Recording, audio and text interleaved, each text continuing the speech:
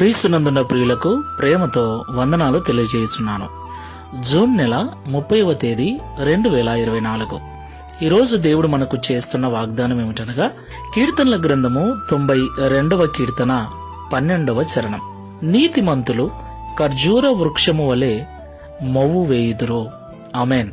నా ప్రియమైన సహోదరి సహోదరులారా, మొవ్వు వేయటము అంటే ఇంగ్లీష్ బైబిల్లో ఫ్లోరిష్ అని రాయబడింది. ఫ్లోరిష్ అంటే అభివృద్ధి చెందటము, వర్ధిల్లటము అని అర్థం. అంటే నీతిమంతులు ఖర్జూర వృక్షము వలె అభివృద్ధి చెందుతారు అని అర్థం. నా ప్రియమైన సహోదరి సహోదరులారా, ఖర్జూర వృక్షము యొక్క జీవిత విధానాన్ని మనం గమనిస్తే, ఖర్జూర వృక్షము ఎన్నో ప్రతికూలమైన పరిస్థితులు ఎదురైనా కూడా అది స్థిరముగా నిలబడగలదు. అలాగే ఖర్జూర వృక్షములు ఎక్కువగా ఎడారి ప్రాంతంలో మనకు కనిపిస్తాయి. అంటే నీరు తక్కువగా ఉన్నప్పటికీ, ఎండవేడి ఎక్కువగా ఉన్నప్పటికీ, అనేక ప్రతికూలమైన పరిస్థితులు ఎదురైనప్పటికీ అలాంటి ప్రదేశాలలోనే ఆ యొక్క ఖర్జూర వృక్షము వర్ధిల్లుతుంది.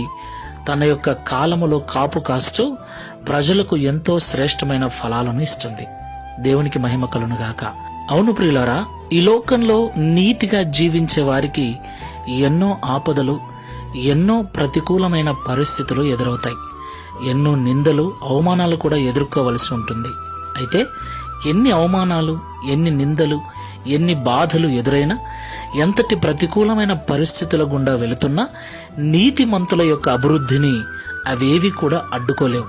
ఖర్జూర వృక్షము ఎలాగైతే ఎడారిలో తన కాలమందు వర్ధిల్లుతూ ఉంటుందో, నీతిమంతులు కూడా తమ యొక్క జీవితంలో వర్ధిల్లుతూ ఉంటారు. అలాగున దేవుడు వారిని ఆశీర్వదిస్తాడు. కాబట్టి మాటలు వింటున్న ప్రియ సహోదరి సహోదరులారా, నీతి మనల్ని వర్ధిల్ల చేస్తుంది. కాబట్టి నీతిమంతులుగా జీవిద్దాం, యథార్థమైన జీవితాలు కలిగి వర్ధిల్లుదాం. ప్రార్థన చేసుకుందాం. ప్రేమ స్వరూపుడా, పరిశుద్ధుడా, మీకు స్తోత్రాలు.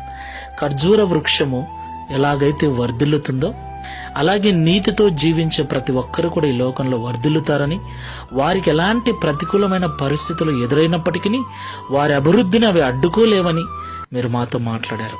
ఈ ప్రార్థనలో ఏకీభవిస్తున్న బిడ్డలలో ఎవరైనా నేను నీతిగా ఉన్నానే, మంచిగా ఉన్నానే, ప్రార్థన చేసుకుంటున్నానే, ఎవరికి కీడు చేయట్లేదే, నాకే ఎందుకు ఈ బాధలు, నాకే ఎందుకు ఈ కష్టాలని కృంగిపోతూ ఉంటే ఈ మాటల ద్వారా బలపరిచి వారి యొక్క నీతి వ్యర్థమైపోదు అని, ఒకరోజు వారు అభివృద్ధి పొందినప్పుడు ఆ స్థితిని గుర్తు చేసుకొని, ఈ మాటలు గుర్తు చేసుకొని మిమ్మల్ని స్తుతించే బిడ్డలుగా ఉండుటకు సహాయం చేయమని, తద్వారా ఈ దిన వాగ్దానమును మా అందరి జీవితంలో నెరవేర్చి మీ నామమును మహిమపరచుకునమని యేసు నామములో ప్రార్థిస్తున్నాము తండ్రి.